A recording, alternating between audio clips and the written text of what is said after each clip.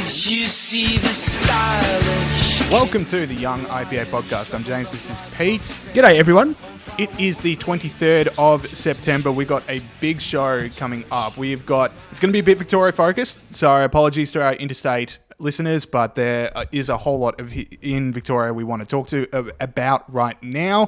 So first up, we've got Sanjeev Sabhlok. He is the senior public servant with the Victorian Treasury who quit his job last week over the government's lockdown strategy. He's going to be telling us why he did that. He's going to be talking about the groupthink that exists at the top echelons of the Victorian government, which is why we have such a single-track mind here from our leaders about lockdown restrictions and so on. Also going to be talking to a friend of the show, David Limbrick MP from the Liberal Democrats. He is one of the crossbenchers that is going to basically decide if Victoria is a complete police state or not coming up soon, because this COVID Omnibus Bill, which we're about to talk about, is going before the upper house here in Victoria, and there are some provisions in there which are truly, truly frightening. So, big two interviews coming up. Pete, anything you're looking forward to? I think the highlight of the show has already been, likening Victoria's response to having a one-track mind. These are the fresh, hot takes you get at the Young IPA podcast, and that's why people keep tuning in week after week. No, both the interviews are awesome, and you should look out for that. To be honest, the highlight of the show for me is what's happening at the end.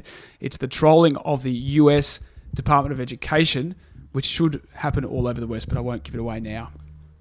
Yeah, that is going to be great. But we do have to start with this omnibus bill, which is completely terrifying and extraordinary. So this is a bill that Daniel Andrews has got through the lower house of the Victorian Parliament, and it's coming up to the upper house now. And it's giving the police and other people sanctioned by public servants here in Victoria a lot more power to detain people, a lot more power to arrest people, and a lot more power to enforce the law. So here's some of the stuff that is available under this bill. So any person that the authorised officer or a public servant reasonably believes is likely to fail to comply with an emergency direction and is a close contact of a person diagnosed with COVID-19 is allowed to be arrested, and detainment can go on for as long as that person decides is okay. Now, usually under the state of emergency powers here in Victoria, this has been at the discretion of the Victoria Police. This is now expanded to anyone that public servants deem allowed. So we're talking PSOs, we are talking private security guards. There's even cases that people are bringing up right now, which could involve Labor Party officials talking about small businesses, or union people talking about the businesses that they are, up against in industrial disputes. It's completely extraordinary that this is even being considered, let alone being debated and possibly even passed. Pete, what were your takes? Well, the thing that I thought about this was, and you described it really well, I would add that it also has the powers to detain children. The thing that I would add about this is that it's just terrifying what's become normal. It's terrifying. The things that would have been incredible national scandals 6 months ago now happen every couple of days and no one even notices it. We've got a curfew, we've got the state under house arrest. We had a case in the last couple of weeks where a woman with cerebral palsy and her elderly mother were told to move on by police, and they sat down during a walk because they were tired, and the police made them move on. And it's terrifying that this is even on the table, let alone has a chance of getting passed. John Roscombe called this the most dramatic violation. John Roscombe, our boss here at the IPA, obviously, called this the most dramatic violation of human rights in Australian history. This is incredible stuff, and it's massive news. Even Julian Bernstein finally got off the couch and criticised this, abuse of human rights. So yeah, huge stuff. What about you, James? That was exactly what I was going to say. If you've lost Julian Burnside, if Daniel Andrews has lost Julian Burnside, things have gone extraordinary. So, I don't know. It's really dark. The latest coming out from the upper house is that it probably won't pass. Fiona Patten and the Greens, who were two of the reasons that Daniel Andrews was able to extend his 6-month state of emergency, have said they're not supporting the bill in the current form, which you know, in a sense is good, but in another sense, like, that was the language he chose. I'm just not going to support the bill in the current form. Not, this is the worst thing I've ever seen in my life. I can't believe it even passed the lower house, but, you know, take victories where you can get it. So hopefully it doesn't pass. We are going to be talking to David Limbrick about his opinions later, but I don't think I expressed myself that clearly. Theoretically, union officials could be handed incredibly powerful industrial relations weapon of being able to detain any employer who they classified as likely to offend. That's from Gottliebsen's column in The Australian a few days ago. So that's basically where we were at. I mean, on suspicion that you're likely to break a restriction, that is incredible. So if you just go, you know, maybe they're a bit lax about the curfew, maybe they're a bit lax about the 5Ks, I'm going to arrest them. That is where we might be at in Victoria. That is absolutely extraordinary. Yeah, even someone who's just getting a bit mouthy and criticising the government, they could just be thought, well, they sound like they're going to commit a crime. And it's just whoever the government decides can become one of these officers. Interesting that you talked about with amendments or with change. You know, what was it? The bill in its current form. They didn't want to accept the bill in its current form. I think the Greens want to include people who, you know, don't have renewable energy, and that's the kind of amendment they're looking for. It doesn't go far enough. Yeah, it doesn't go far enough. We can include a few more thought criminals in this. My favourite bit was Daniel Andrews, right? So this is sort of put to him as the press conference. This is an extraordinary, you know, reversal of the rule of law, blah, blah, blah, blah. Well, not blah, blah, blah, blah, blah, but, you know, that was the argument. Now, he said, I get that. This is an unprecedented time. And he said, in terms of recruitment, process, oversight, all that can be managed. It's like, how have you guys gone with recruiting your own private police force in the last few months? You know, like, how have you guys gone doing that? Really? Don't worry about it. Dan Andrews and the gang have got it all sorted out. Don't worry, people of Victoria. It's fine. Yeah, and the last point I'll bring up is that obviously there's been so many stories of Victoria Police, like the people who genuinely have been trained and are paid to keep us safe. There's so many stories of Victoria Police completely, you know, overreacting, I would say, running over a guy and stomping on his head. And some of the other videos that we've all seen, the Zoe Bueller case, obviously. Now, imagine those sort of powers trusted with people that aren't as well trained, like PSOs or private security guards. That's where we're at. And then we'll move on because we're going to be talking about a lot of those issues with David Limbrick because, you know, the thing is, Daniel Andrews is still popular. We had the Newspoll come out earlier this week that shows that 62% of Victorians are satisfied with Daniel Andrews overall, that 62% of Victorians are satisfied with the way he's handling coronavirus. Go over to Queensland, it is even more. It's 63% for Anastasia Palaszczuk overall and 68% of people for her performance in handling coronavirus. I mean, it's kind of every leader seems to be doing quite well. Maybe it's slipping a bit from where it was a couple of months previously, but it's still a huge level of support for both the premiers and the way that they're handling coronavirus, despite all of the problems we're seeing.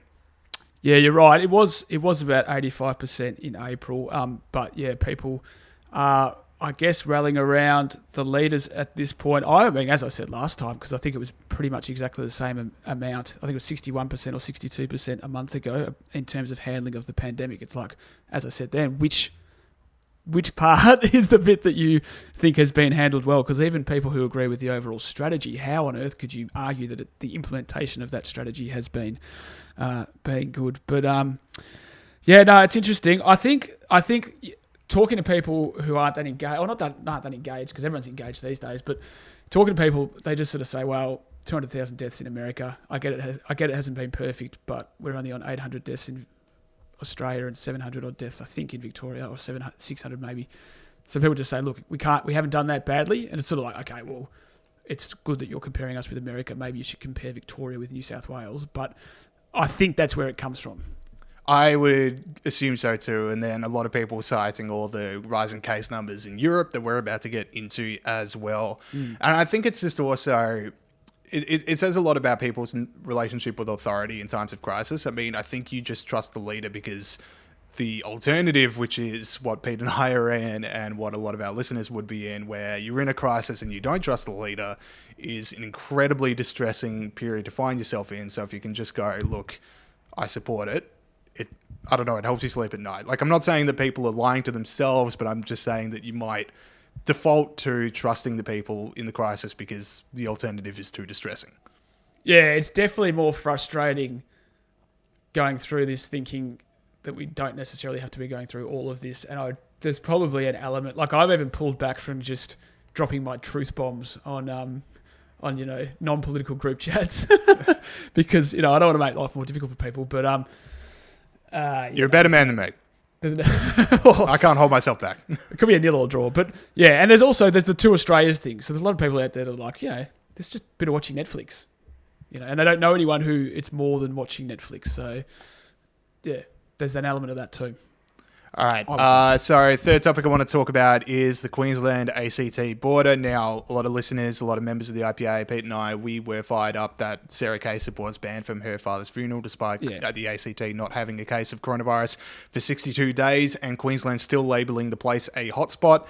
Banned from the funeral, forced to attend on a private viewing, dressed in full PPE gear, under police guard in case that she should, hug her mother as they bury their father. But that is where Queensland were at. And now a miraculous change because the ACT border is getting relaxed. ACT residents will not have to quarantine themselves when visiting Queensland. So bad luck for Sarah. Missed out by only a couple of days. But, to me, this is the extraordinary thing about how a lot of the leaders say they're following the science advice, but it's clearly polls. Like, clearly they would have gone, okay, the election is coming up, the public sided with Sarah, and things need to change. And we saw them wheel out Jeanette Young to say that some of the decisions they're making are scientific when, apparently it's a scientific reason that Tom Hanks brings movie money in. But it's this innocent person getting caught up in the world of poll-driven politicking, and your heart just absolutely goes out to her.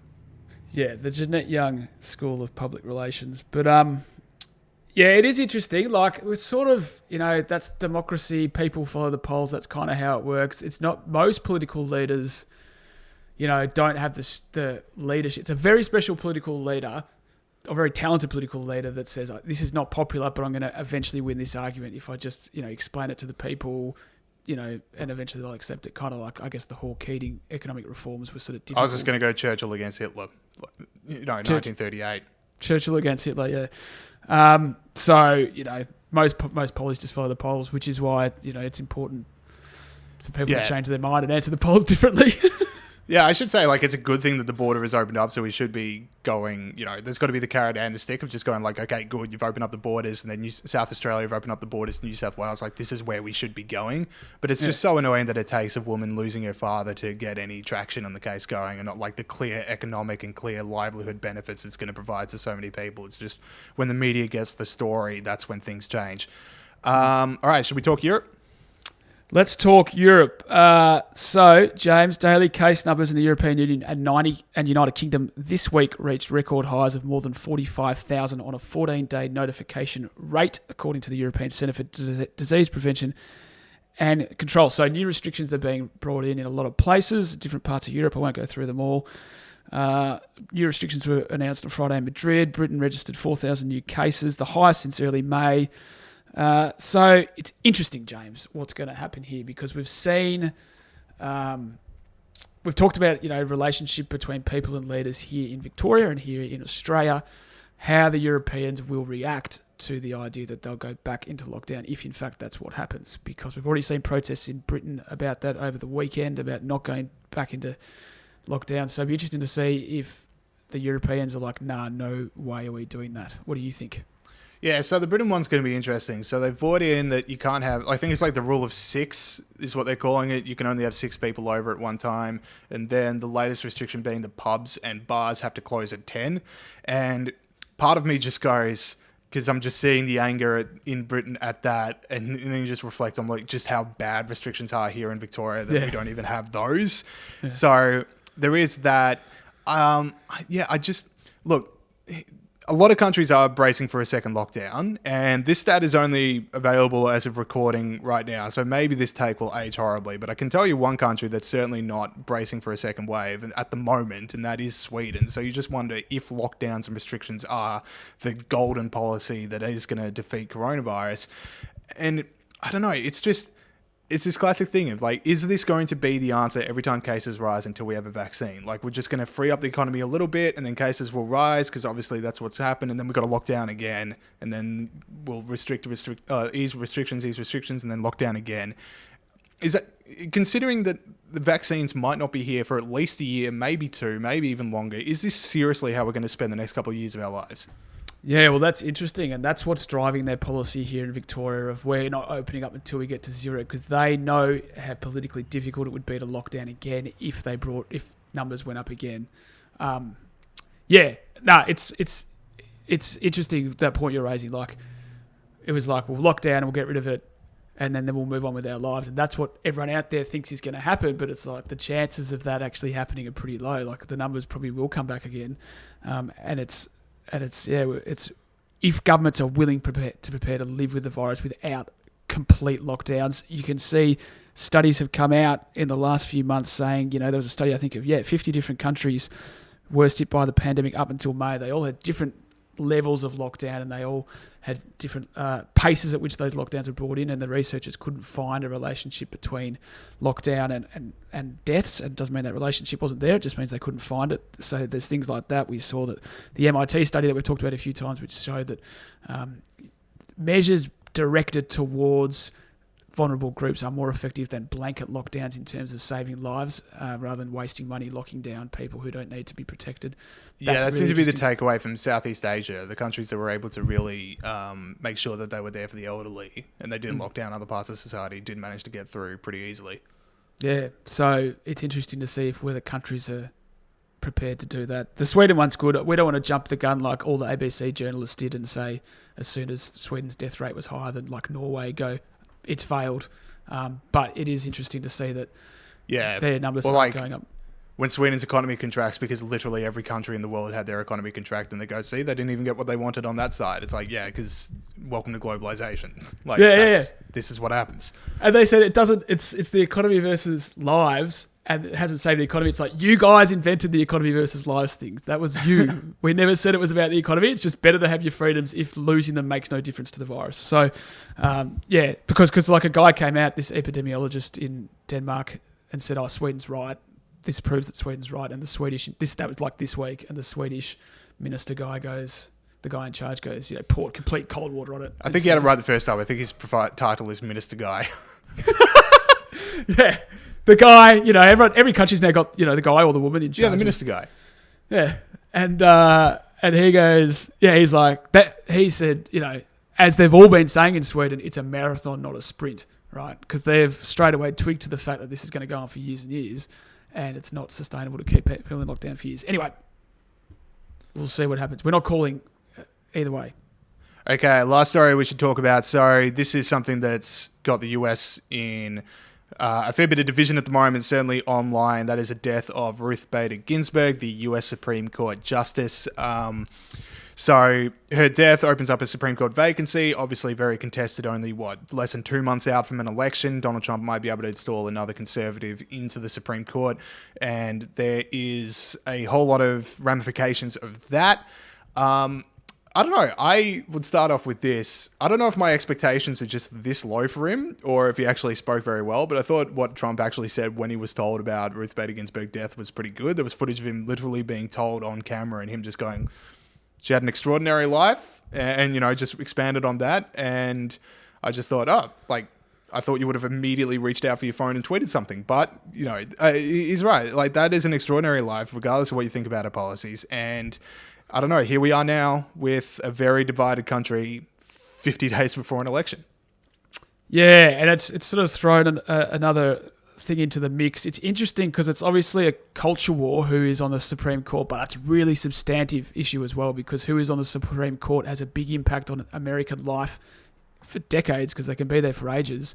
And the way the American political system is set up is that a lot of things end up before the Supreme Court and in the court system and are not solved by politics, more so than in Australia and other places. And particularly really contested social issues like abortion and gay marriage and stuff like that. So,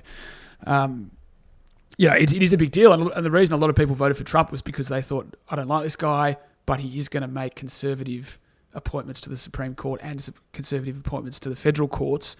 And he's done hundreds of appointments to the federal court and a couple of appointments to the Supreme Court. So, and he sort of said that's my biggest achievement of my presidency. So it is a big deal. The Democrats are kind of trying to invoke this thing that you're not meant to make a change to the Supreme Court in the last year of your term as a president, which kind of feels, looking back at it, is one of those issues that people flip-flop on depending on who's actually got the choice.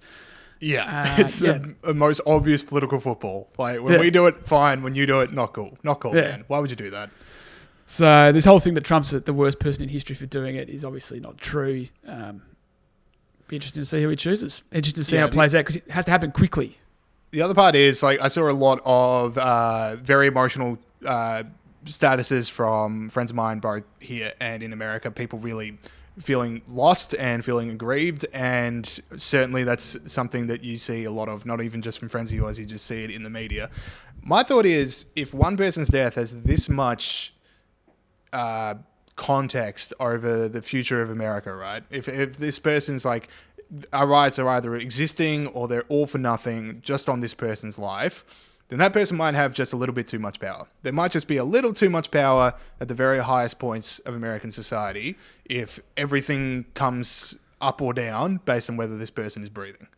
So, James Bolt, headline, James Bolt, America's constitutional architects got it wrong.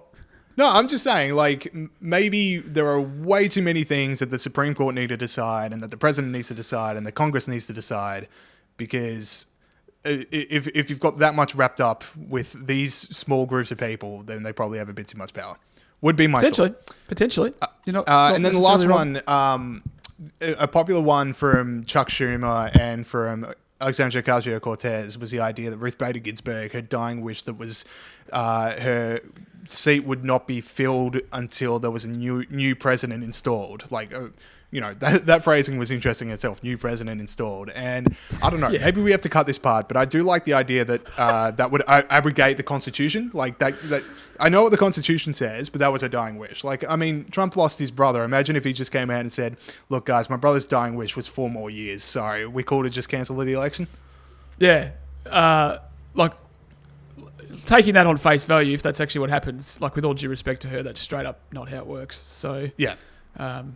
I didn't realise we could say we might have to cut this bit before stuff. I'm just giving producer Saul, just like, if you need to hover over the red button, do so now, and maybe write down the time code in case we do need to take it out. But if people are listening to this, producer Saul says it's okay. All right. Got to keep it tight because we've got 2 big interviews. So we'll move on to heroes and villains. This is the Grunt the Pig Freedom Snort for anyone who anyone who stood up for freedom this week. Bit of a teaser as to what mine is going to be, but Pete, who is your hero this week? I accidentally scrolled down to my villain, but now I'm in the right spot. My hero this week... Yeah, that would be a bad one to mix up. It would have been, especially this week. My hero this week is Daniel Ek, CEO of Spotify. So Vice reported that Spotify employees have conducted more than 10 meetings to try and get episodes of Joe Rogan's podcast taken off the platform because it is allegedly transphobic. Of particular focus is an interview he had with, or a conversation as Joe does it, with Abigail Schreier, who wrote Irreversible Damage, the transgender craze seducing our daughters. Potentially this has gone all the way to the top of Spotify, where Daniel Ek has gone, no mate, sorry, we're not getting rid of it. So you know how much money we paid for this podcast. Yeah, exactly. This would be the worst thing we would do. And it's like the fact that Spotify battlers think they can, like, tell Joe Rogan to take down episodes of his podcast is just unbelievably 2020. Just good on him for not being a coward. That's the other side of cancel culture and sticking with it. Yeah, hopefully, because the Joe Rogan podcast being one of the last freewheeling interviews where people seem to be uncancelable for what they say on the Joe Rogan podcast, unless Elon Musk takes a hit from a blunt and sends his stock price crashing. But if we lose Joe Rogan podcast, we lose a lot. So hopefully see the Spotify stays true. Okay, my hero this week is basically anyone out there that donated to the Zoe Bueller Legal Defense Fund. I have just logged out of the page for some reason. No, I'm back in. So yeah, the Zoe Bueller Legal Defense Fund raised $58,000, $151 in just the first week. Zoe Bueller obviously being the Ballarat woman who was handcuffed and let out in front of her children because of the crime of posting a status to Facebook, which is one of the more disgusting things I've ever seen. So, Liberty Works great people. They have set up a GoFundMe to raise money for Zoe's legal costs. As I said, we're at 58,000 in just a week. Go to give.libertyworks.org.au/free Zoe Bueller with like dashes between the words if you want to join in and donate, because it is such an important case. All right, villains. Great stuff. All right, so Extinction Rebellion, fake nudity run, villainy of the week awards. Roll the tape. As Extinction Rebellion protests enter their 6th day. Of course, that was the fake nudity run that we now call anyone who opposes freedom. We give them the fake nudity run award. James, who is your nominee for this week? All right, so Dr. Stephen Downes, renowned restaurant critic, has written for The Age, The Sunday Age, The Australian Financial Review, and The Herald Sun. Now, with the recovery roadmap at the moment, and I don't know if other states are approaching this as much as Melbourne, but we're certainly looking to Europe and to New York for our recovery as being, okay, instead of eating inside, maybe you could eat outside, because that will slow the spread of, disease. I'm blanking on the word. Disease spreading. We'll just go with that. Sorry, eat outside. Which Lucky would be you're not the one, minister guy.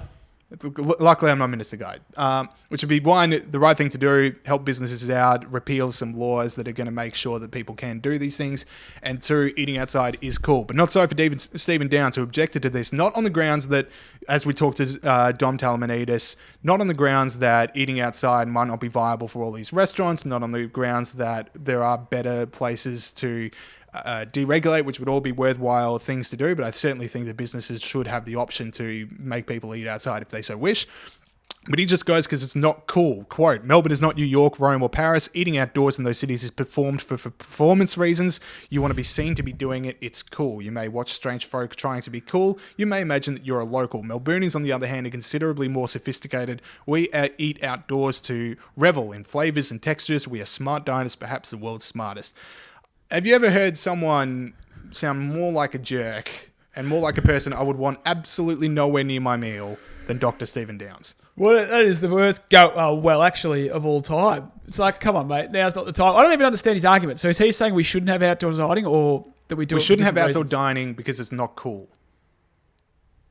Come on, mate. Imagine wanting to support your state's hospitality recovery is such a Chad move. Why would you want to be that? People in Melbourne eat outside all the time anyway. It's just when it's sunny. Not with that. What was that guy's name? Dr. Stephen Downes. Well, extraordinary piece. He's a food critic that's a doctor. There's your problem. Now, I'm going to take my food critic business elsewhere, James. Put it that way. Okay, my villain is the mad effing witches, who are up in the villains column pretty regularly. They are just the worst. So the mad effing witches, can't say it properly because this is a family podcast. They tweeted during the week, "Witches, overnight our team has worked our asses off and has updated the Death Merchants tab in this link," which was definitely a link to the website an old person made, "to provide you with all the contact details you need for these bastard restaurants threatening Vic lockdown rules." It went on. "Now it's your turn. Get in touch with them via those deets and advise you're boycotting their eatery till they publicly withdraw support for the IPA-backed stance." And then it goes on, but that's the main bit of it. Now, I like we get a mention. Yeah, yeah. I didn't realise that till I got to the second link, but yeah, we got a mention, and they the tab on the website did for some reason have like BHP and AIG and stuff like that, which are massive companies, but it also had mum and dad buddy restaurants, and the fact that you would get people to harass and intimidate people who are struggling or already on their knees during a pandemic, I don't know what kind of flog you must be to do that. And I just think these people are horrendous. You are horrendous. Like, imagine these people, they can't open, they've got to homeschool their kids, they're watching their lives slip away, and they get a call from some absolute nuffer who's never done anything in their life saying, "Oh, I don't like your stance on the lockdown." Nah. You know, with these emotions running rampant in society, I'm just glad that the presence of police powers has been expanded to people that are not the police. Yeah. Who knows who's got them now? Yeah. Give it to the bloody mad witches, whatever they're called. They're right. Terrible. Okay. So, like I said, we've got two big interviews. We have Sanjeev Sabhlok, the Victorian senior public servant that quit his job over lockdown strategy. We're going to be talking to him about why and the groupthink that exists. And then we're going to be talking to David Limbrick about this COVID omnibus. So I'll go to those interviews now. Okay, we're now welcome on to the show Sanjeev Sabhlok, who is a former economist with the Victorian Department of Treasury and Finance. And Sanjeev has quit his job this week after being told to remove social media posts critical of Victoria's handling of lockdowns and coronavirus in general, and then wrote about what should have happened in an article for the Australian Financial Review this week titled "Why I Quit Rather Than Be Silenced," which everyone should read. So I want to start right there, Sanjeev. What inspired you to write that article? Well, the article was the natural consequence of the need for me to speak. I have been obviously trying to speak within the department. I'm a lifelong career public servant. Okay, so I've spent nearly 18 plus years in India in the senior executive service and another 19 and a half years in Australia, all in the public sector. So I'm a very diligent and, public servant who wants to keep everything confidential and do things in the right way. So I had obviously, raised a lot of matters internally, and that wasn't obviously heard. Leading me to obviously social media to vent some of my general thoughts, which continued for about a few months. And then it became really personal. I got really upset, and I explained this to my managers and so on, that this whole thing is very upsetting personally. And that is when they start imposing restrictions like face masks in the open air. And I'm a very diligent face mask guy. I've been writing about this. I've written 17 articles about this in my Times of India blog over the last 6 months. And I have advocated masks as a defense measure, as a kind of an additional defense, but only when you need it. And you don't use, you don't use your defense everywhere in the world. You use it where it's likely to be an issue. So open air, 50, 60 meters open air walking in Rafi Lake Park. I recorded a video and sent it to the chief health officer by Twitter saying, hey, Guy, can you please explain to me what's the logic behind this? Because, one of the fundamental principles is that all regulation needs to be risk-based, and all of it needs to be proportionate, and all of it needs to be justified, and so that it's very clear to the people why they're doing certain things. Because the law is not necessarily right all the time, and you have to make sure that the public understand it. As Hayek says, law is something that you believe as a society. In the end, it's something that you adopt naturally because it is the right thing to do. And for that, you need to know why it is so. The food regulation, for example, everybody in society accepts the kind of restriction on food regulation because we know there are risks, and it's very risk-based, by the way. Let me assure you that, because I've worked in food regulation and food safety. So, and I worked in health and safety as well in the Victorian Worker Authority. So the net point was that I was getting personally aggravated. There wasn't any way out within the department to raise the matters. And I started getting really, and what really then really hit me personally, because I'm one of those guys who really, really hates brutality by anybody. And I started seeing police brutalities. First of all, they bashed up somebody, was not wearing a mask, a young girl or something. And then they started entering into people's, and the curfew. So people's, videos coming out, police are coming and asking questions if you stand 1 meter outside your house. Hey, guy, there's no one around. What are you talking about? Why are you here, police? What are you trying to do here in this, So the whole thing began to resonate to me, to sound to me like 1984, like the police state, the totalitarianism of communism. And by the way, the laws that were imposed, the restrictions, this business, thou shalt do this and thou shalt do that. This is exactly what communism does. So we suddenly degenerated from an emergency or crisis situation into a full-blown communist state. Now, obviously, these matters are, being a public servant, I raised them on a more general basis for a long time, but then it started getting really personal when the brutality started increasing in a very large way.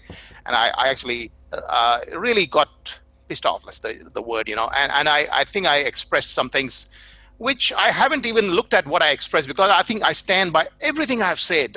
These are my honest emotions and feelings. And I don't think I've violated any of the conduct rules, because I'm allowed to speak on things which I do not deal with in my official capacity.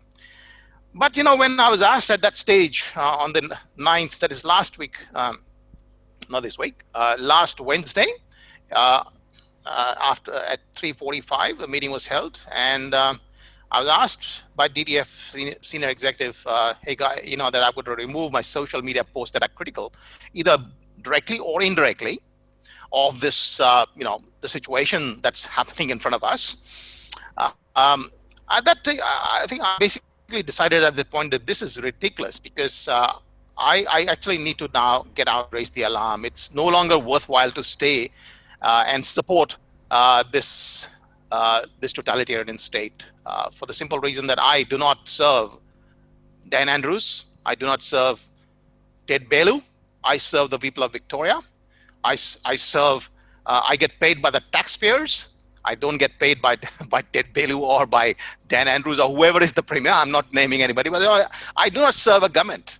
I'm here to provide the best possible advice and be and provide value for money to the taxpayer. And I think at that stage when I can't do that, I decided I need to speak out. And I think that was nothing more than what I've been saying more or less for the last 17 articles in the Times of India and then thousands of tweets and social media posts over the last 6 months. So I've been arguing for good policy making in this space. And I think I made the same argument in my Fin Review article. And as I said, 2 days ago, they accepted it. And I wrote it on Tuesday, and they accepted it immediately. And then they wanted to do due diligence on me to see that actually I was a genuine character.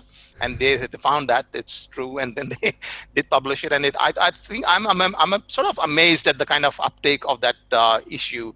It's been reported in the Australian, the Daily Mail, and there've been some, as I said, some interviews from television. I'm really delighted that the society is ready to listen to this in a more formal manner. I'm now a public, commentator, a free citizen. And I speak and assert my rights. And I want to emphasize, I'm asserting my rights that I will not allow Victoria to become China.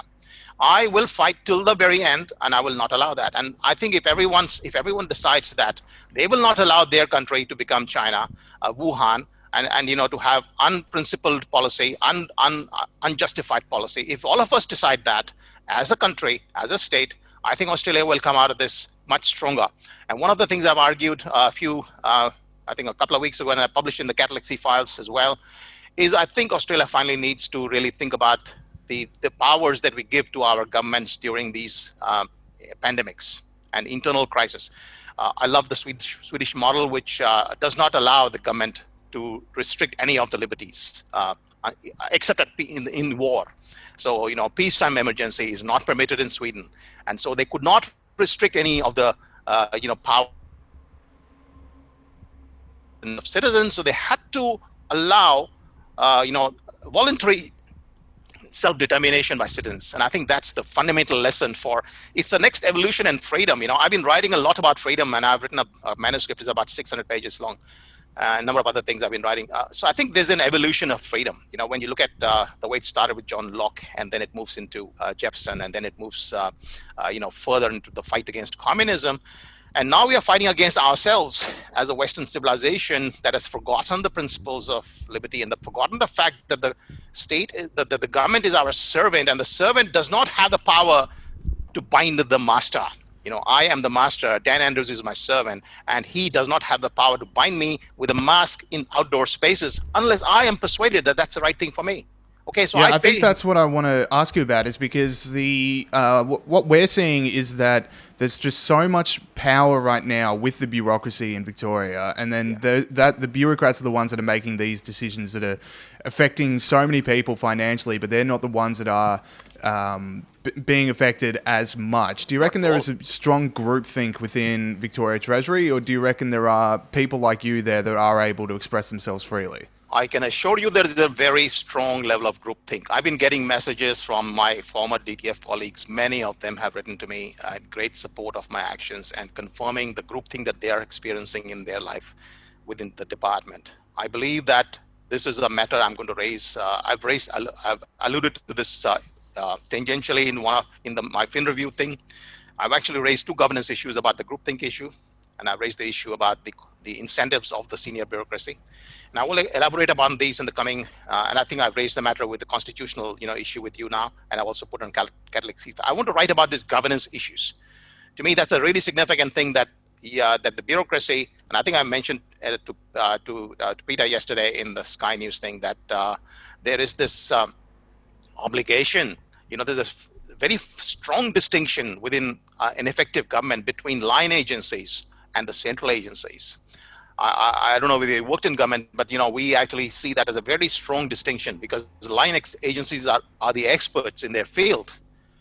But the Premier's department and the Treasury, we are not experts in that field, but we basically professionally trained to look at the whole society, and not just now, but in the future, and to look at not just the direct effects, but also the indirect effects, and to look at the visible and the invisible.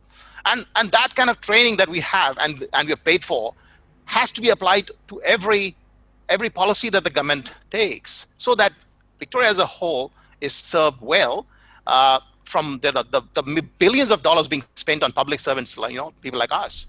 So I think there have been a number of governance issues and governance failures that I will be raising quite significantly. And groupthink is a very serious issue, by the way, in this case. Sanjeev, one of the parts of your piece that I loved the most was when you wrote, voluntary performance-based rules would allow the private sector to innovate, leaving people with the power of agency to determine their own fate. Now, you talked about groupthink in the bureaucracy and how it's a big issue. Did you ever say that sentence in a meeting in the bureaucracy? Because surely the building would self-combust at the very prospect of the idea that people could make decisions about their own lives. I guess what I'm asking is, do you have any examples of where you kind of raised this idea that people should be free to make their own choices, and what kind of reaction that got from your colleagues? Well, I can assure you, Peter, that there are a very large number of wonderful economists within the Treasury. I really love and admire them. They all understand exactly what I'm saying and what we've raised. We have raised these matters in our day-to-day policy advice for the last, I've been there for 15 years. I would not have been there if I had realized that these guys are pushing some kind of a socialist agenda. We are allowed and we are given the full freedom in the normal case of, normal situation to actually advise the government on all these matters. All right, so we have been doing that, and I think this particular thing is not something that I'm the first person. I mean, there's a huge history in economics, right? The whole idea that knowledge is diffused, that the knowledge of local circumstances is only known to everybody individually, with their budget constraints, with their circumstances, social information, and every business knows his or her field better than anybody can know. So as Hayek would say, that it's fatal conceit for us to try to imagine that we can find the answers for other people. All we can do as a government is to give them the broad performance measures and say, here guys, this is a bit of a risk out here, and I want you to be aware that these are the kind of things you could do, but I want you to ensure yourself an environment that is relatively free of risk. Now, you remember, we cannot have absolutely zero risk. That is an impossibility, and the government recognizes that in its own documents. So we are not talking of zero risk. This is an act of God, as you could say. As Mother Nature has given us something, or maybe, the Chinese lab, I don't really care, but the net result is it's an act of God of some sort.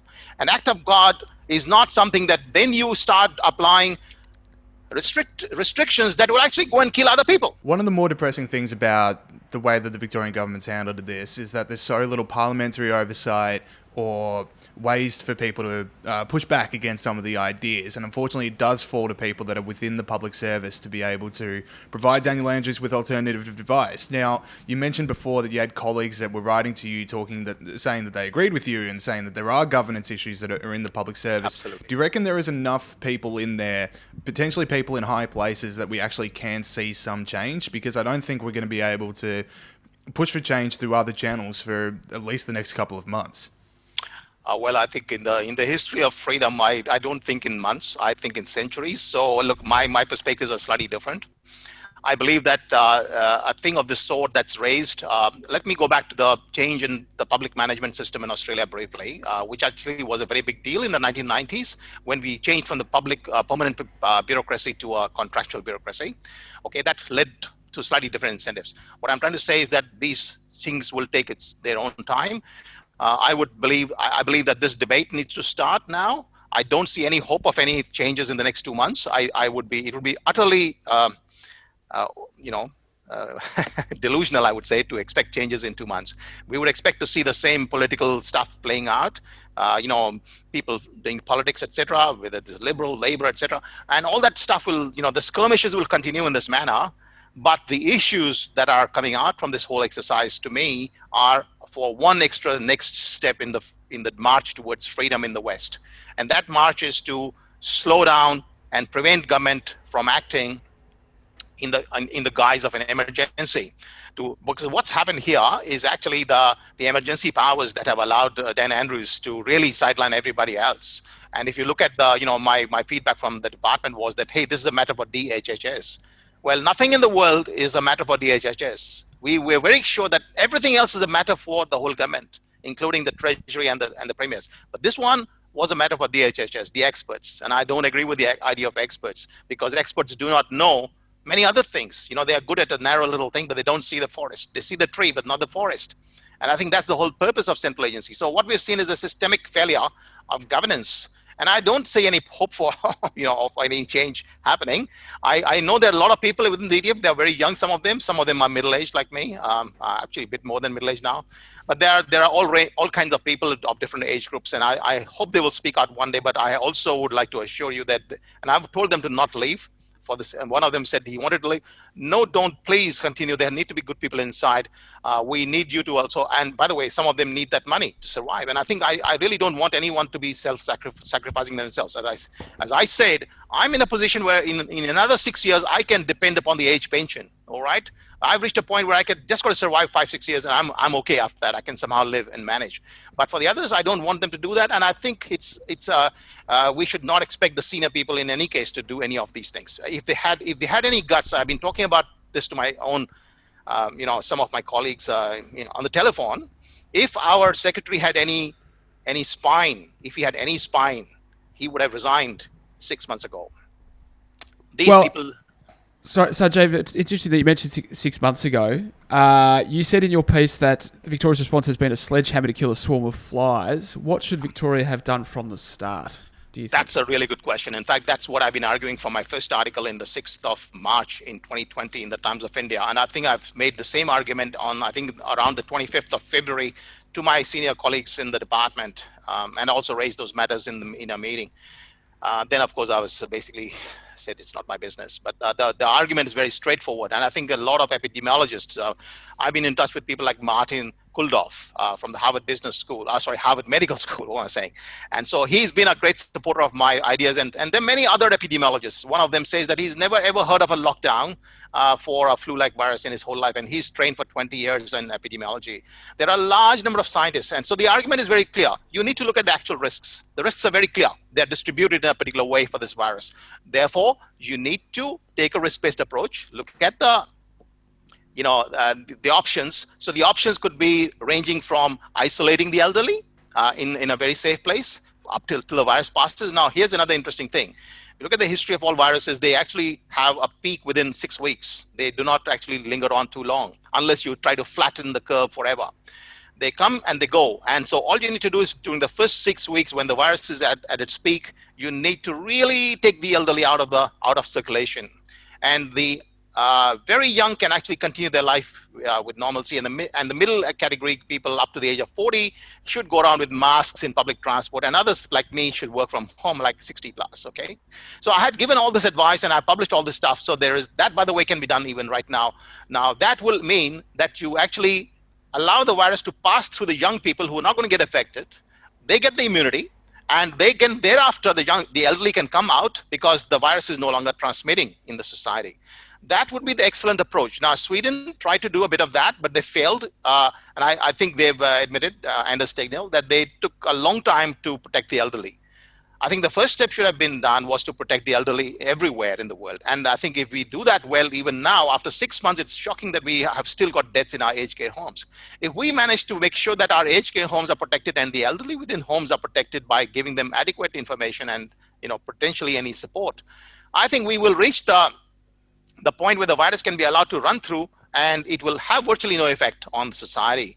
This virus, by the way, the data are very clear now. Earlier when we were 6 months ago, but by the way, what I'm arguing is that even if it was Spanish flu, you would still need to do the same things. You would not have a lockdown because lockdowns, by the way, are also prohibited in the World Health Organization's October 2019 book on the non-pharmaceutical interventions for flu pandemics.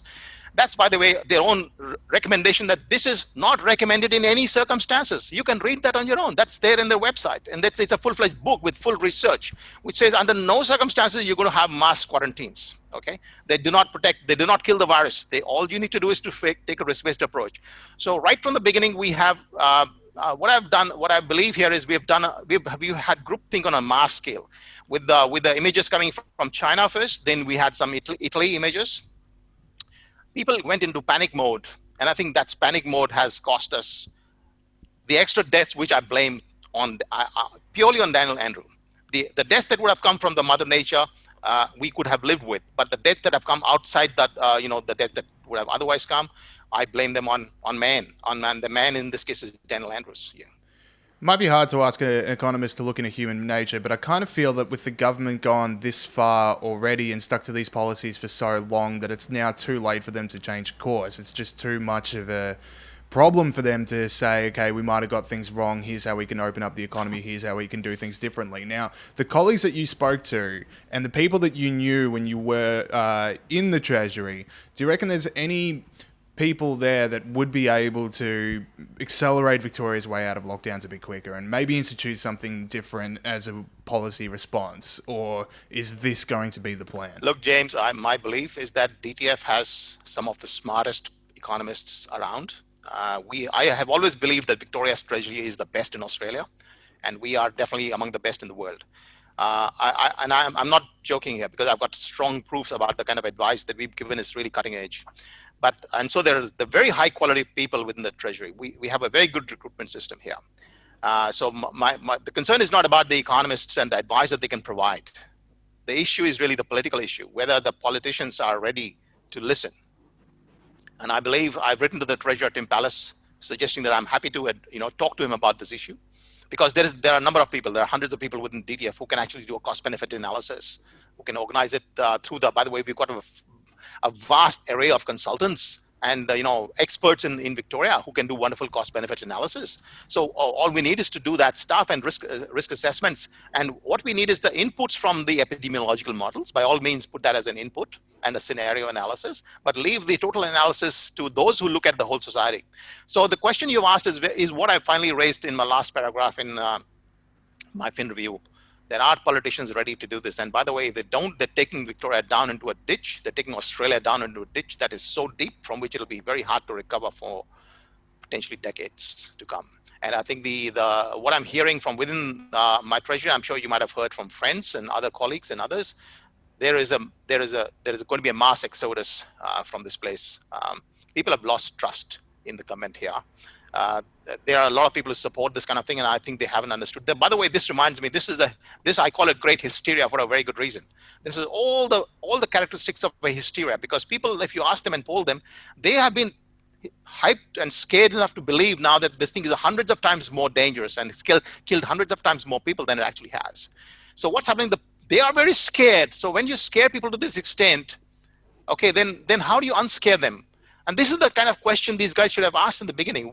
If you scare everyone to this extent, how do you get out of this mess? So they've ended up now. The hole that they've dug is so big, it's so mind-boggling. It's $400 billion worth of damage to the economy in Australia, and I think $1 billion a day in Victoria, or something of the sort, or $500 million or something. The numbers are mind-boggling in terms of the billions, but I'm not talking about the lives lost. So we have, and by the way, this is not the end of it. If they continue the stage 4, if they continue to this kind of curfews which are totally unjustified, and the curfew, and they start brutalizing the people, I don't know what are they trying to get out of this. Are we Australia at all? I didn't come to this country, honestly, for 20 years ago. If I had known that Australia would do this kind of thing, I wouldn't be here, guys. I would be probably back in India. India was at least tolerable. It's a mess, but at least it's not such a bad mess. Right now, people in India, the lockdowns are mostly over. People are getting out and doing their normal things. The virus has killed barely three days worth of extra deaths in India. It's about 75,000 extra deaths in India from this virus, compared with 1 million deaths every year on average in India. No, sorry, what am I saying? It's Yeah, 1 million deaths in India per year, by the way. And there are 160,000 deaths in Australia as well per year. So we're looking at, the virus having basically passed through most of India, and the lockdowns are fine. So I would be better off right now to get back to India. So we need to, as a society, decide what we want to do.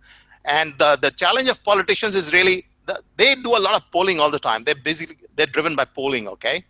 And until the people of Victoria change their mind, and by the way, this happens with all hysterias. No hysteria, if you look at the history of hysteria, this, by the way, is the greatest of all hysterias in the world's history. But all hysterias finally come to an end.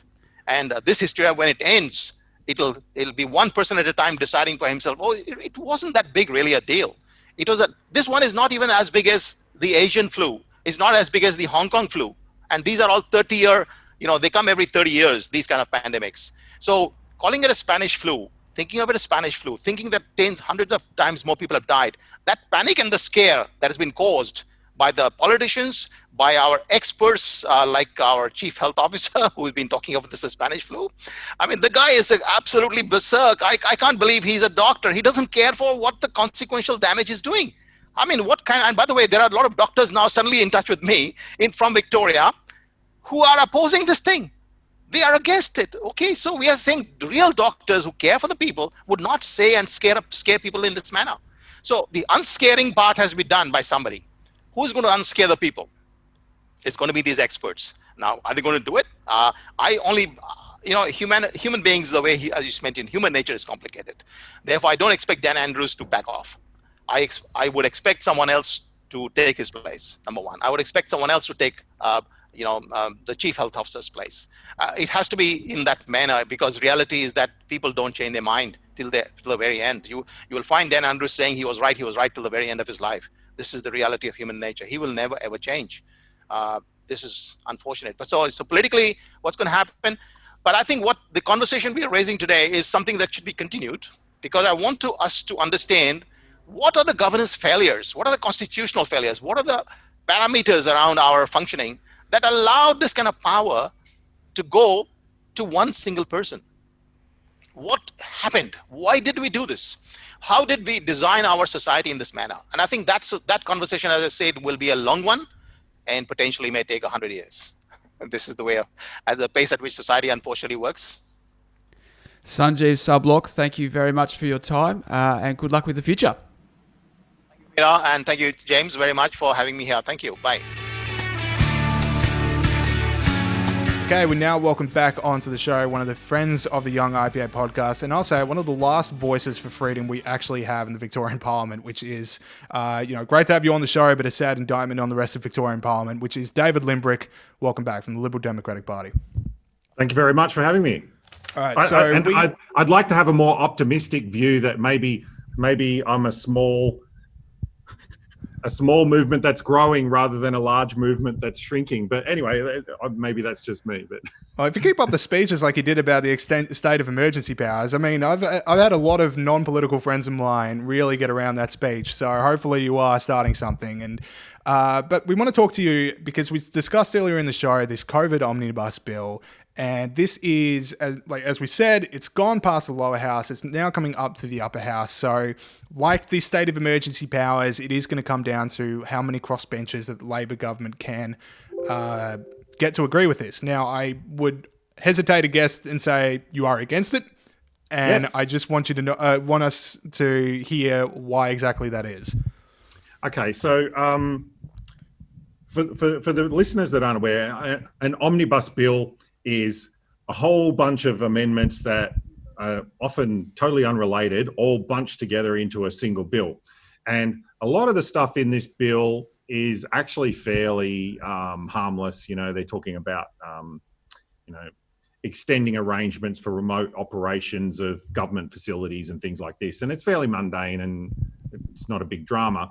But there is one part in it which is quite alarming, which relates to authorised officers now, and giving those authorised officers new powers. Now, an authorised officer is effectively someone who is appointed by the Chief Health Officer to carry out certain functions on behalf of the Department of Health and Human Services and on behalf of the Chief Health Officer. And under this new amendment in the Omnibus Bill, what it allows, firstly, it allows pretty much anyone to become an authorised officer, which is concerning in itself. I'm not sure that was intended. I think that maybe they just thought police should be, but as far as I can tell, it seems like anyone can become an authorised officer. And it gives them this new power to detain people who are either test positive for COVID-19, or they're a close contact of someone that tests positive for COVID-19, and the authorised officer has a reasonable belief that they're not going to follow directions. So like self-isolation, quarantine type directions. And so there's a number of concerns with this. So firstly, we've got the concerns about someone who's not police actually arresting someone. That has a whole bunch of problems associated with it that I'm really concerned about. I'm not sure that the intent was for anyone other than police to have these powers, but as with all legislation, we don't want to look at just what the intent of the government is, because intent, doesn't really count for much. What really counts is what is possible with the legislation, right? So that's what we have to think about, the unintended consequences or the broadness of this legislation. But if we think about the other aspect of it with someone being arrested for what an authorised officer, whoever that might be, thinks about what someone's going to do, we're giving them the ability to arrest someone because they think that they might disobey a direction. Now, this is a very, very dangerous type of situation, and you can think of scenarios where this might be the case. I mean, I imagine that they're thinking of scenarios where you've got someone who has coronavirus, and they say, screw you, I'm just going to go out and do my own thing, and I don't care what you say, right? And that's the sort of situation that they're thinking about. But there's lots of other scenarios here, right? Think about the scenario that was given to me was, imagine that there's a mum, she works part-time, she's at home on one of her days off, and an authorised officer comes and knocks on her door. And the authorised officer says, one of your workmates has tested positive for COVID-19, you're a close contact, and you're now being directed to self-isolate at home for a fortnight or however long it might be that they want them to self-isolate for. And then she says to the authorised officer, oh, but I have to go and pick up my kids from school, right? That could be enough for the authorised officer to form a reasonable belief that she's not going to obey the directions, and she could be arrested at that point and, hauled away. There's a whole bunch of scenarios like this that are quite alarming. The idea that people get arrested who haven't committed a crime, but they just think that they're going to disobey some direction is very alarming. And, especially after the extension of the emergency powers that we saw that we've discussed before, and I was very opposed to, that the government's grasping for even more power to do more things that are, totally out of line with what should be happening in a free society is quite alarming. There's a lot of people concerned about this, as there were concerned with the extension of the emergency powers. I'm getting lots and lots and lots of contacts already by people that are alarmed by this. And I've got concerns, and I won't be supporting the bill in its current form. Have you heard anything like this before, of someone being arrested on suspicion that they might commit a crime? Are there any precedents for this at all in Australia, or because it just seems like a huge... I'm not aware of any. I mean, that doesn't mean that there aren't any, but I'm not aware of it.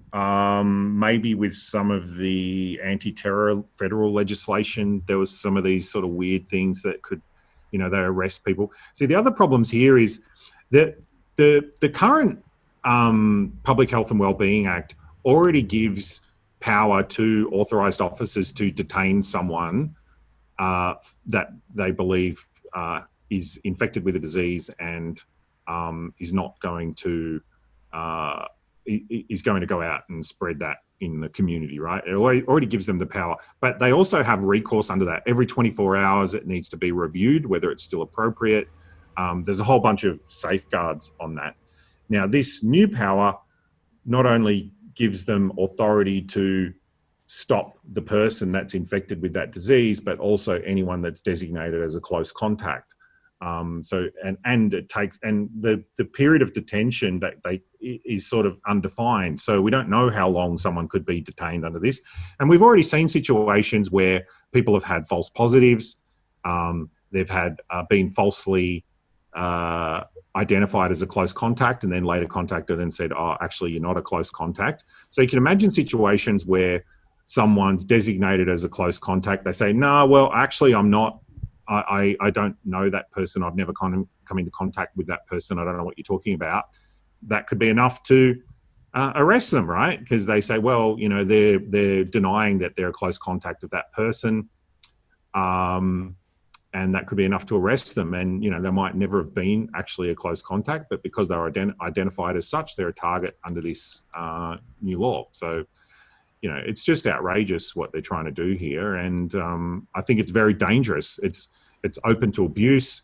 It's and here's the thing, right? I imagine in the government's mind, they're thinking, oh, well, you know, common sense will be applied here, you know, discretion and all this sort of stuff.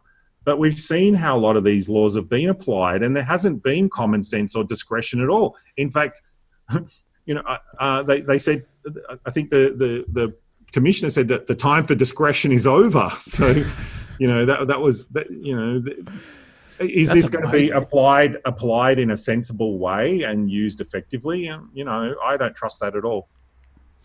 Yeah, especially because the last couple of weeks, we've certainly seen instances of what can only be described as police brutality. We've seen a man get hit by a car and they've had his head stamped on.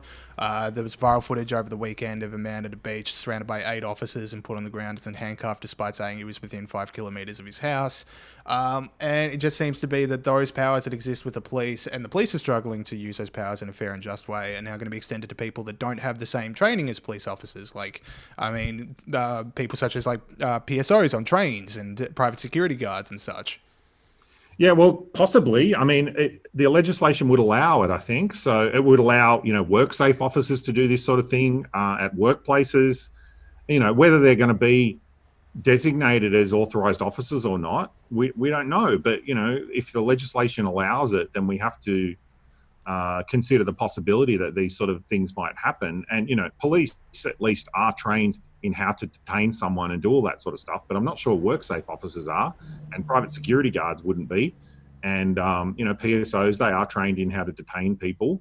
But again, like, how are they going to be forming these judgments, you know, a reasonable opinion that someone is not going to obey some direction? I mean, it could be just a comment could be enough to set them off, or they might not like the look of you. You know, I mean, I've had reports to me of, you know, a woman on a train. She was approached by a PSO. She was going outside the 5 kilometre from her house thing, but she had a legitimate reason. She was going to see her partner, which is allowed.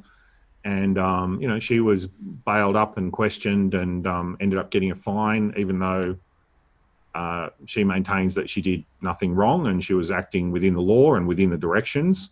But, you know, she has to go and try and get that reviewed and fight it and do all that sort of stuff now. And, you know, to my mind, they never should have done anything. So, and look, I know that there's been some shocking things that have happened with the police recently, but we have to remember that the police are being asked to do these really weird things at the moment. And, you know, these directions that the police are being asked to enforce, normally they would just be considered, you know, everyday activities. And police are sort of trained to, you know, identify bad guys and go after the bad guys. And now they're sort of being asked to treat people who are just going about their everyday business as bad guys. And, you know, it's bad things happen in these situations. These people that are having interactions with police now would normally never have interactions with police. They're not criminals. They're just people who have gone for a walk or go to see their boyfriend or or whatever they're doing, they're having all these sorts of interactions with police. And as everyone knows, when you increase the number of interactions with police, bad things can happen, right? And we don't want that to happen. So I've had concerns right from the start on how the government has been using these directions and leaning on the emergency powers the entire time, and expanding those powers is something that I'm not keen on at all. That's a really good point. I mean, another point is that makes it difficult for police is that the rules actually change a fair bit, which makes it even another element of difficulty for them to keep track of what's going on. Now, we'll move on to another question. A Newspoll this week shows that Victorian support for Dan Andrews hasn't collapsed since last month. It has significantly decreased since April. It's still about 62%. What do you make of that? Now, you're sort of last time we had you on the show, you disregarded a Roy Morgan poll on the basis that it was a text message poll, and you said that you just basically didn't buy it. What do you make of this one? How do you think it? Well, the Roy Morgan poll was saying about 80%, wasn't it? So I don't know, if you believe both the polls, then we've got a fairly dramatic drop in support in a short period of time. Look. Again, I don't pay a lot of, I don't put a lot of faith in these polls, but look, it's undeniable that there is a large number of people that support what the government is doing. However, we have to consider that we have a very, very authoritarian government here. Authoritarian systems rely on followers, right? And we've seen this with the I Stand With Dan crew and all this sort of stuff. They're not really understanding, to my mind, when I talk to these people, they don't really understand the long-term strategy here. They're not sort of aware of many of the moral trade-offs that the government is making along these lines. They're just sticking with the tribe, right? And that's what a lot of it is. But there is a large and growing number of people who are questioning what the government is doing because it's directly affecting their lives. It's directly affecting their ability to work, to conduct their business, to interact with other people, and go and see their boyfriend or whatever. And they're asking questions about it. They're saying, "What's going on here?" And when they see some directions which they thought, everyone's saying, trust the experts, and there is no other choice. These are the sort of statements that the government says to sort of shut down rational debate. People, not everyone's idiots, right? A lot of people out there, they say about this curfew thing, how does that actually work? How does that help people? And people walk along the street with a mask in the middle of nowhere by themselves, and they're saying, how am I actually stopping the spread of the disease by following this law? And lots of people are questioning it. And, it's totally rational to question that. And more people will do it, I think, and are doing it. And they're not convinced by a lot of the rhetoric. And when you scratch the surface, they keep saying, trust the experts, we're basing it all on the science. Well, a lot of it's not based on science at all. The curfew's got nothing to do with science at all. In fact, the chief health officer wasn't his idea.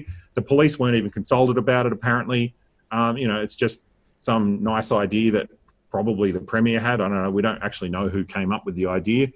A lot of these other things, they've admitted that, they can't model risk factors for individual activities. They're just trying to lower overall activity in the community. Therefore, they're not really based on any science. It's just leaning on the precautionary principle. So, there's not really that much science. And when you look at, they talk about, these models and the supercomputer and all this sort of stuff, but the models are very, very one-dimensional, right? They just feed a bunch of activity things into this model and try and plot that. But then they're forgetting all of the other things about the harms that they might be causing by their actions are not balanced properly against that. And so to my mind, it's not very scientific at all. So, I'm not particularly convinced. And I think there's a lot of people out there that aren't convinced, and probably a growing number that aren't convinced. I just have one more question about the COVID Omnibus Bill. Now, this is coming before the crossbenchers at the moment. So these are the people that are going to decide this. What would you say to your fellow crossbenchers as they prepare to vote on it? Well, consider what you're doing here. Like if you like, ultimately, right, people focus on the downstream effects, right? They focus on the police, kicking someone in the head and arresting someone and doing all these bad things. But ultimately, they're enabled by the government, which is enabled by the parliament itself, right? So ultimately, these downstream effects, the crossbenchers or whoever wants to support these sort of laws needs to be prepared to take responsibility for the downstream effects of this. And they need to consider that very carefully. And if they're allowing these new powers that conceivably will allow these awful situations to happen, they need to be prepared to take responsibility for that. And, that I think they have to seriously consider that, being held accountable for that. David, you retweeted the piece co-written by the IPA's Zachary Gorman for the Foundation of Economic Education about the Eureka Stockade, yes. Which I won't go through a whole history lesson, but was effectively sort of won in the end by public opinion. Is there much chance is that the way out of this? Is public opinion changes and eventually the approach changes with public opinion? And if that is the case, how do we make that happen? Yes, I think. And I think that the government is intentionally trying to suppress a lot of this conversation. Like I said, there is no other choice. Trust the experts. They demonize people who question it. We've spoken about this before about, I think I loved what you said, the demonization of dissent. But we've seen some very, very dangerous and anti-democratic things happen here. And the one that upsets me the most is the selective use of or the selective allowance of the right to freedom of assembly. And we saw back in June, there was the Black Lives Matter protest, which I actually attended. I copped a lot of criticism for attending that, but I wanted to bear witness to what happened there. And what I did witness was actually a fairly well-run protest event. People who were exercising their right of free assembly.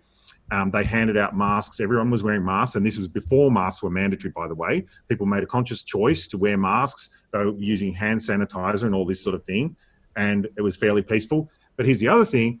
The police were very professional, kept their distance. They were ready for trouble, but, there wasn't any trouble. They were there watching what was going on, and they were respectful of people's right to free assembly. Now, what we're seeing recently with protests is you even think about protesting against the government, and they'll come and kick your door in. They'll arrest you, like what happened with Zoe Bueller. And it was fairly tame what she was planning. She was actually instructing everyone to follow the social distancing and wear masks and all this sort of thing. If you actually go to a protest, you're very likely to get arrested. They'll send in, guys with shields and stuff and chase you around the park or whatever.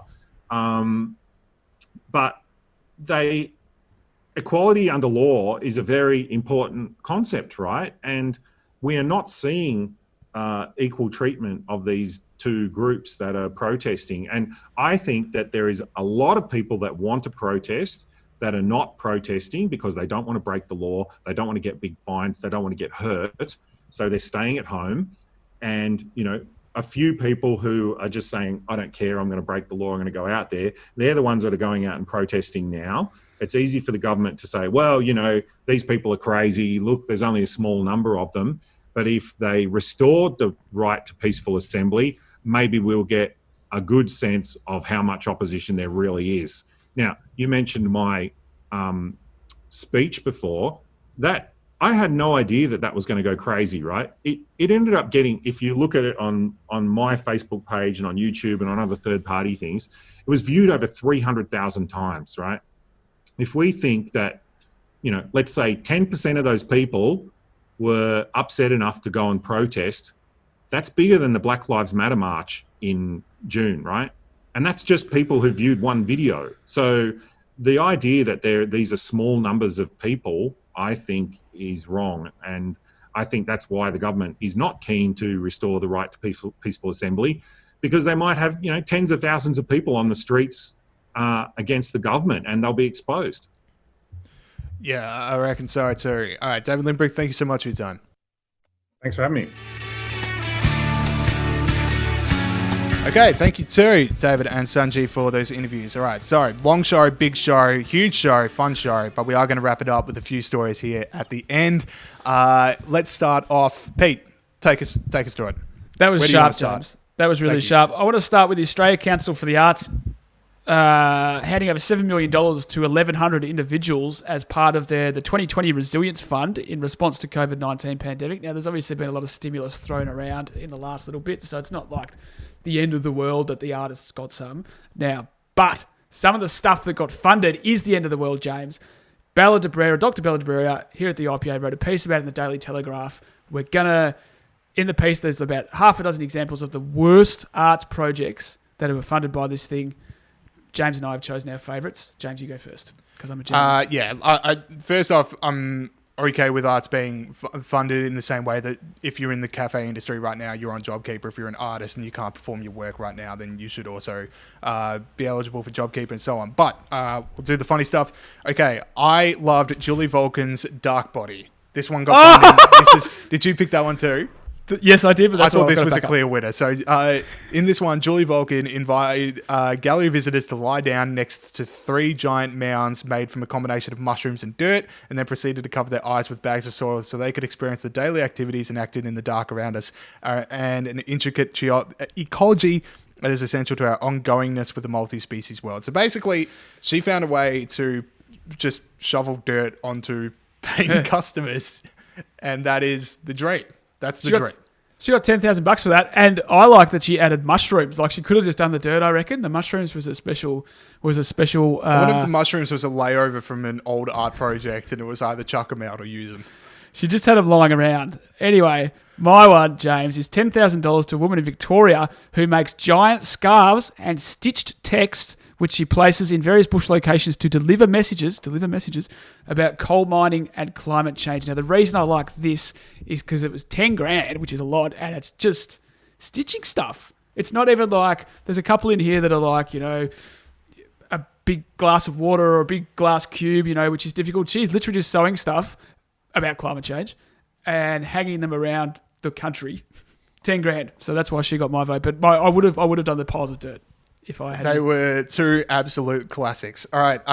Now, Ruth Bader Ginsburg dying last week elicited a lot of social media reaction, as I mentioned earlier in the show. Some of it was quite touching. I want to shout out people that drew attention to the fact that Ruth Bader Ginsburg, pretty progressive, pretty left-wing, was best friends with Antonin Scalia, who was an extreme conservative. So that novel concept of being able to see past someone's political views and actually have them as a friend, not lost on Ruth Bader Ginsburg or Scalia, and that's just something we should all know it is possible, even at the highest points of society. Always found that really refreshing. But some of the social media tributes failed to hit the mark. And so I want Pete, you to decide who gets the crown for the worst social media tribute to Ruth Bader Ginsburg. Okay. I've got 2 nominees here. I'm not going to use their names because these poor people have suffered enough. But oh boy. Okay. So social media tribute number 1. Just told my 10-year-old daughter about Ruth Bader Ginsburg. She had tears in her eyes. And then she did the Wakanda pose. Sorry, let me pause there.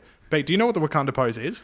I don't know exactly what it is, but it's obviously related to that movie, isn't it? Yeah, Black Panther. So it's like you just got to put your arms across your chest. It's like the Black Panther movie. I don't know. Same way to Superman putting his arm above his head and flying off. Like it's just essential to Black Panther, so you can read into black empowerments and stuff like that, which is what it's used for. But anyway. Then my 10-year-old daughter did the Wakanda pose and said #RuthKanda forever, which is a sort of pop culture crossover that I can celebrate. Do we reckon that happened? I don't think so, to be honest. I really don't think a 10-year-old managed to come up with RuthKanda forever. But I'll tell you one thing, Pete. I've definitely said RuthKanda forever to myself no less than 20 times since I saw that tweet. Yeah, well, that's going to be hard to beat. RuthKanda forever. Oh, delicious. All right, second one. This is like a script, okay? So it's just like an interplay between 2 people. Roe v. Wade. Welcome to heaven, Ruthie. RBG. Rowie, is that you? Roe v. Wade. Thank you for upholding my right to choose. RBG. I was only doing my job. Roe v. Wade. That's not what the Lord says. She can't stop talking about you. RBG. The Lord is a woman. Somehow I always knew. End scene. Why is a judgment in heaven? Heaven is for humans. Does he think Roe v. Wade is a person? One of them has come and said that it was the biggest mistake of their life. I can't remember which one. Anyway. Like, Roe v. Wade, thank you for upholding my right to choose. I think he thinks Roe v. Wade is a person. That is mangled. That is quite mangled. And, yeah. I've got to pick the winner. Which one was the worst one there? I'm going to say the second. I don't want to bag the kid, you know. Like, you don't want to have a go at a kid if that happened. But the kid definitely did not do it. If it makes you feel better, the kid definitely did not do the Black Panther pose and say Ruth Kanda forever. Okay, maybe you're right. Yeah, I'll do the first one. I think it's the first one by a considerable journey. Because she's using the kid to make her point. Now, last thing I want to point out with Ruth Bader Ginsburg's death is that a impromptu memorial started in the streets. I think it was outside the Supreme Court, but basically people gathered around and they sung, in honor of Ruth Bader Ginsburg's life, they sung Imagine. To me, could not have picked a worse song. Not saying that it doesn't fit Ruth Bader Ginsburg. I just don't think anyone deserves to be serenaded with Imagine at their death. It's not what even you my need. worst enemy. It's not what you need in your final thing. Look, I actually love that song. Imagine we've talked about this a few times, but it has been bastardized by idiots. Do you also like vanilla milkshakes? What's that, sorry? Do you also like vanilla milkshakes? Yeah. And maybe like Friends? Yeah. Do you mean the show or the? That's why you like Imagine. I can't believe I fell for that. I thought you meant Friends as in Friends, not Friends as in the TV show. The TV show. Yeah, nah, it's all right. I like the theme song. Nah, Imagine's a great song, James. That's the song they should have picked. Do all the claps. All right, sorry. But now, because we've insulted the idea of singing Imagine, I think it's only fair that we give people what we would want to be serenaded with at our memorial service. Like, eventually, when the state funeral is caused for one of our passings, what should be the song that people despondently sing together? Well, my favourite song of all time is Don't Look Back in Anger. And actually, that has been misused not misused, but the accusation has been misused as a memorial song because it kept getting sung after terrorist attacks in Britain. And a lot of people were saying, we shouldn't be saying Don't Look Back in Anger. We should be getting angry about this. So I want to kind of bring that back and get Don't Look Back in Anger, separate it from the political dispute and get it back on a positive footing. You know, get it back what it deserves. Yeah. And it's also a very good message to send to people at your memorial service is don't look back in anger. Try desperately to remember the good parts. Yeah. You got to take the good with the bad in this life. So... I've been on record with this for a while, but if at my funeral there's only two songs that are going to be played, and it's Give Up the Funk by Parliament and then Got Your Money by the Old Dirty Bastard. And they're just on repeats. There's no speeches, it's just those two songs back to back until the end. People who know those songs know. I haven't heard either of those songs. I'll send them to you and you'll know. All right, last thing we want to talk about is this one really tickled your fancy, Pete. Princeton University said the quiet part out loud and they're suffering for it. I have been pushing for this to happen a little bit, maybe not actually out loud with words, but in my head, I've been thinking this is something that should happen. And that is that Princeton University President Christopher Eisgruber, I hope I'm pronouncing that correctly, wrote an open letter on the university's website saying racism and the damage it does to people of colour persist at Princeton, as in our society. Racist assumptions from the past also remain embedded in structures of the university itself. So the Department of Education, the Trump administration, then sent them a letter saying, we are considering withdrawing your $75 million of funding that you received from the federal government because it's against Title VI to give money for the federal government to give money to organisations that are racist and discriminatory. And they also said, because you've been putting in your program, the things you have to submit, the program documents to get the $75 million of funding since at least 2013, you've been saying you're not a discriminatory body, which is one of the requirements of getting federal funding. So you lied to us as well. So if you're racist and you're lying, we're not going to give you federal money. And I just think this is something we should be doing across the West. If these universities want to have all these stupid workshops where everyone says, yes, I'm a guardian of white supremacy and I'm racist, it's like, okay, fine. We're not going to fund you because you're racist. I don't know why this hasn't happened earlier, and it's the best thing that's happened this year. I'm just relieved for him, to be honest. I'm relieved for Dean Christopher Icegruber. I mean, can you imagine the mental just the mental weight that has been hanging over him? That $75 million in federal funding has been going year after year to a racist institution. Hey, clan funding. He's finally free of it. Can you imagine what a relief it would be? He must be sleeping like a baby.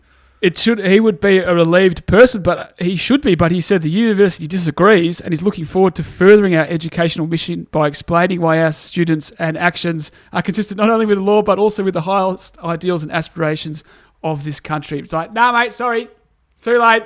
75 million already gone. So, yeah, that's my view on that. Okay, we'll leave it there. That is it for the show this week. Bumper show, huge show. Thank you to everyone for listening. If you like the show and you're not, let me say, all right. If you like the show, if you enjoyed that, except for that last little 5 seconds of word vomit that I just had, make sure you're leaving us a review on iTunes, and we're also available on any podcast platform and on YouTube. So if you do have friends and family that would enjoy the show, make sure you're telling them about us, and then go listen to the IPA's other podcasts. So The IPA with You had an episode come out yesterday that was big on the Omnibus. Gideon got very fired up. If you want some more Omnibus stuff, that is where to go. We've also got Looking Forward coming out every week. They've got an episode coming out today as well. Viral Banter had a new episode last week. And then you can go back in the IPA vault, listen to Australia's Future, listen to 5 Favourite Books, listen to the Great Books of Literature podcast. All right, that is it from me. See you guys next week. See you guys. Thank you, Saul. Bye.